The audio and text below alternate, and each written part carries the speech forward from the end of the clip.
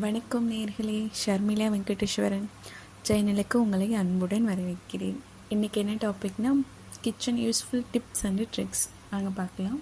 First tip number 1, நான் எழுதி வச்சுக்கிட்டு தான் சொல்கிறேன், ஏன்னா என்னால் எல்லாமே மெமரி பண்ண முடியாதுல்ல. அதனால் ஃபஸ்ட்டு டிப் என்னென்னா அவரைக்காவை நம்ம எப்படி வாங்குவோம், தொட்டு பார்த்து வாங்குவோம்.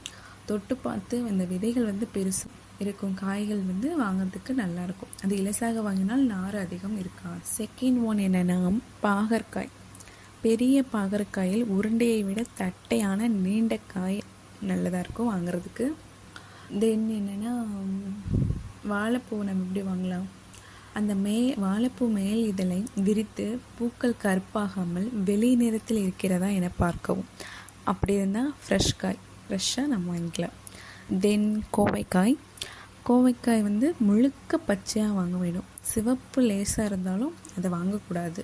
தென் என்னென்னா முருங்கைக்காய் கட்டை மற்றும் ஆட்காட்டி விரல்களை பயன்படுத்தி சிறிது முறுக்கினால் எளிதாக வளைந்தால் அது நல்ல முருங்கைக்காய். தென் என்ன வாங்கலாம், என்ன சொல்லலாம், நம்ம பீட்ரூட்டில் வாங்கியிருப்போம்.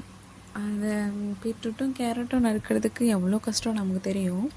அந்த வீட்டில் வாங்கி வைத்திருக்கும் அந்த கேரட்டு பீட்ரூட்டை வாடி போனால் அதை நறுக்குவது கடினமாக இருக்கும். அப்பொழுது அவற்றை உப்பு கலந்த நீரில் சிறிது நேரம் போட்டு வைத்தால் புதியது போல் மாறிவிடும். அதாவது உப்பு போட்டு தண்ணியில் டிப் பண்ணணும், கேரட்டையும் பீட்ரூட்டையும் நல்லா ஃப்ரெஷ்ஷாக இருக்கும். தென் மாதுளம்பழம். நீங்கள் பல்ல ப்ரெஷ்ஷில் தேய்ப்பதுக்கு பதிலாக மாதுளப்பழத்தோல்களை உள்பாகத்தை எடுத்து பல் தேய்த்தால் பல்லுக்கும் உறுதி, பல்லும் பளிச்சென்று இருக்கும்.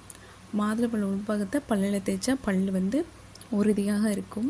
தென் என்னென்னா உணவில் அதிக அளவு உப்பு சேர்த்து விட்டால் உறுத்த உருளைக்கிழங்கை அப்படியே உணவில் போட்டு விடுங்கள். உணவில் அதிகமாக இந்த உப்பு குறைந்து விடும். அதாவது உப்பு நம்ம சமைக்கிறப்ப உப்பு போட்டோம்னா அதில் முழு உருளைக்கிழங்கை உரித்த அந்த தோலை பீல் பண்ணிவிட்டு அப்படியே பண்ணால் உப்பு குறைஞ்சிரும் நம்ம சமையலில்.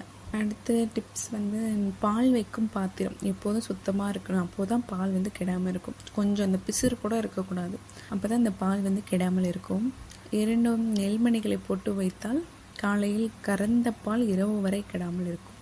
நம்ம பால் காய்ச்சிட்டா அந்த 2 நெல் இருக்குல்ல, அதை போட்டு வச்சா பால் கெடவே கெடாது. தென்